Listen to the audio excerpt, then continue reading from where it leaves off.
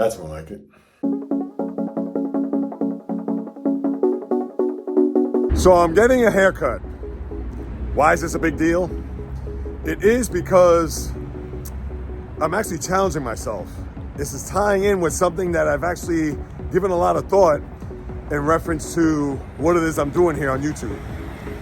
Of course, we know that there are thresholds to attain when it comes to monetizing your channel. And I believe they've actually lowered it now, where it used to be 1,000 subscribers and 4,000 hours watched in order for me to start making money with ad revenue, among other things. I believe now it's 500 and I think 3,000 hours. But even if that's the case, I'm still shooting for 1K to hit that threshold. Yeah, 500. Hey, listen, I'm almost halfway there, so that's a good thing. But I'm actually really thinking long and hard as I get my last haircut before I embark on the challenge to wait until I get that 1,000 subscriber mark and or the 4,000 hours. And I usually get my haircut every 2 weeks. It's an automatic. I like to be fresh and cut.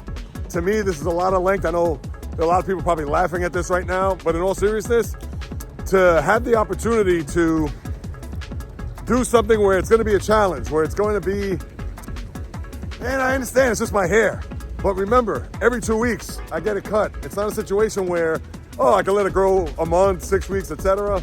So I'm about to walk in now. There's going to be some music, so I'm sure I have to deal with copyright issues, but stand by. So look, that's my guy right there. Lou, I'll put this on the vlog. Good luck with everything. God bless. Oh, Stay real, baby. this is the man. Lou, thanks, bro. I'll see you. So, with this challenge here, nice fresh cut, feel good, look good, nothing like a haircut. Sometimes you have to do things to, and this is a haircut. This isn't anything that's big. It's not like, oh, I gotta run 50 miles or I gotta do something that's extraordinary here. I get it's just a haircut, but like I said, because I get my haircut every 2 weeks and I like to be is what they call crispy,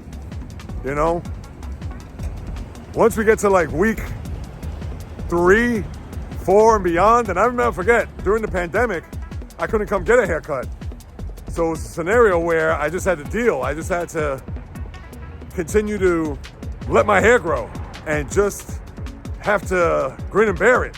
And I didn't like it. I had no choice. I mean, what am I supposed to do? I'm just supposed to shave my head, which I could have done, but yeah, now this is where the fun begins. So let's see what's gonna happen here in the days or weeks to come, so you have to stay tuned. Oh, and another note. I want to talk about Lent. It was a few days ago, and I specifically had a vlog that I wanted to put forth to where I was going to discuss about what it was that I planned to give up over the course of the next 40 some odd days. And this is a special year only because this is going to be the last time that I will be able to have a situation to where I could give up something, and then on Easter Sunday, it'll happen to fall on my birthday. Now, mind you, there's going to be an Easter sometime down the road where it'll be before my birthday in March, which I believe will be in the year 2027. But as far as it falling on my birthday, which is the last day in the month of March, the next time I'll see that, chances are I won't. It'll be in the year 2086. I'll be 117 years old, so unless I'm going to be in cryotherapy and they have to bring me back from that point, chances are I'm not going to be around for that. Although, funny as this may seem, one thing that's guaranteed is that in the year 2086 will be the 100th anniversary of the Mets' last World Series. And who knows if they're ever going to win one, especially as long as I'm alive.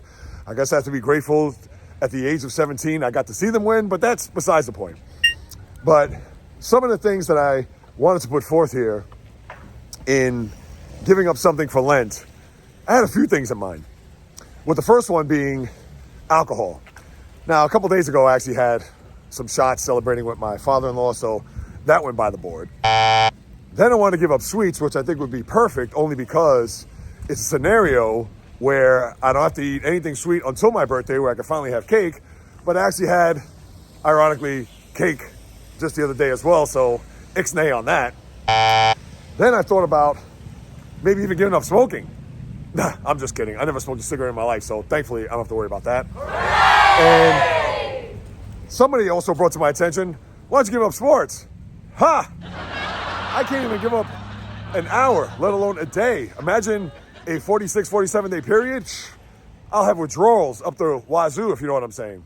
But when it comes to giving up something of substance or something substantial, how I look at it is the one thing that I could rally around, at least for the course of the next 6 weeks or so, is giving up fried food. Lord knows I stay away from it for the most part, but every now and again I like to chew on a French fry or a tater tot or some sort of fried potato, even some crispy oyster mushrooms, which I love, or anything that's deep fried, which obviously we all know tastes good, goes down good, but when it stays down, it's a problem. And we understand it's not good for our health, especially as we get older, when you're talking about yours truly.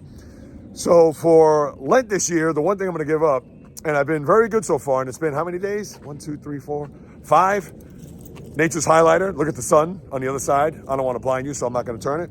The camera, that is. So what I'm giving up here is fried food and doing my best to stay as healthy as I possibly can between now and March 31st, which will be another year of existence and another lap around the track, or the sun going around one more time. How apropos. Now back to our regularly scheduled vlog. As of right this moment, I'm currently a quarter of the way there. Yes, 250 subscribers. And I understand this may look like a thirsty approach to trying to get to that 1,000 subscriber threshold and to be able to look at that point to say, aha, I've made it, I've arrived, etc. Of course, I want to get well past that, and I understand the 4,000 hours are just as important, if not critical, to attaining that level of success as well as to be able to monetize. But I figured I'd start here, only because, as I mentioned earlier, that once we get 2 weeks, 3 weeks, a month, 2 months, 3 months, dare I even say 6 months? And if my hair is looking like it's just all out of whack, it's crazy, that there's probably a nest of birds or whatever living in it, I understand there's gonna be one person that's going to object to that. And I'm sure at some point, maybe throughout the course of this journey, she'll have a say and even input. Maybe not a say, but input for sure, and that'd be my lovely wife. But when we get to that point and when we get to that bridge, we will certainly cross it. But for right now, this is where we're at. It's a few days, starting to grow in. Yep, quarter of the way there. And you just have to stay tuned to see how this is all going to play out, whether or not I'm going to be 1,000 subscribers in, feeling great, and then going to get my haircut to look like I had just a couple days ago, or is it going to be a long, laborious process to get to not only that level, but get to a point where I may be pulling my hair out of my head before I even get a haircut? I'll keep you posted. Stay tuned. Let's see how this is all going to play out.